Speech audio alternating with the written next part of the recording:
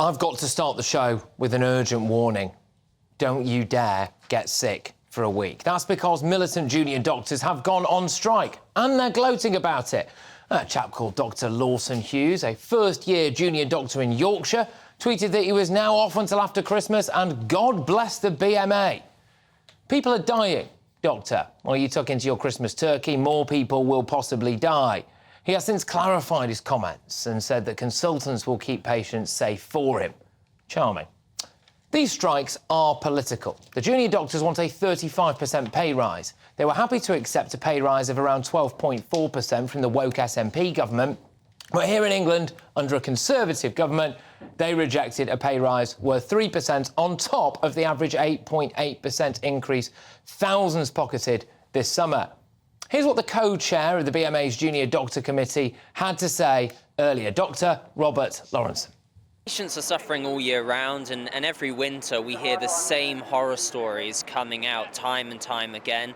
And the fact of the matter is the government has done nothing for the last 15 years to solve those winter crises. They seem to think that cutting our pay is going to make things better. Well, here's what Victoria Atkins, Secretary of State for Health and Social Care, said in response. Our NHS should be there for all of us when we need it. And what I'm worried about with this strike action, as we've seen in previous strike actions, we will have appointments cancelled. There have been more than 1 million appointments cancelled since industrial action started last year. I want us to reach fair and reasonable settlements, and I've managed to do that with consultants and with specialised doctors. I want to do the same with junior doctors, but them calling a strike and walking out of negotiations is not the way to secure. But you might remember Dr. Lawrenson, because here he is earlier on, OK? He's talking about work ethic. We've been working day and night, 24 hours, 7 days a week, 52 weeks a year. Those words have come straight out of the back end of a cow. Dr. Lawrenson rabble-roused junior doctors into striking earlier this year, then disappeared on holiday. We here at GBNews managed to obtain a secret picture of Dr. Dolittle enjoying the sun. Yeah, OK, all right, that may not be real. But what is real is the lack of holidays for the millions of people crippled by cancelled appointments. Now, this hard-up junior doctor, who can barely afford a Tesco meal deal, reportedly bought a £484,000 London property without a mortgage. He is reportedly a director of a multi-million-pound investment firm as well, and went to one of the most prestigious boarding schools in the country, Sevenoaks, which charges fees of up to £46,500 a year for some students. GBNews managed to obtain another undercover picture of Dr. Lawrenson, just chilling at his home.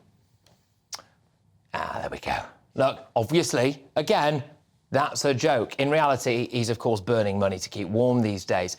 It's an absolute classic. Look, we need junior doctors, all joking aside now, OK? We need junior doctors, and they should be fairly paid. I think they should get a pay rise, a bit of one, not least because we are losing loads of our top medical talent to Australia and other nations because they get paid more there and they have a better work-life balance.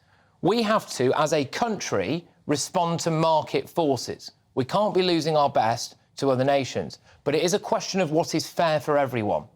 And the NHS bigwigs have to explain why people like diversity managers can earn 3, 4 or 5 times what a junior doctor earns, and maybe these junior doctors on the picket lines should turn their fury on their own bosses as well, people in charge of egregious NHS waste, instead of ordinary vulnerable members of the public to score political points against what they view as a toxic Tory government.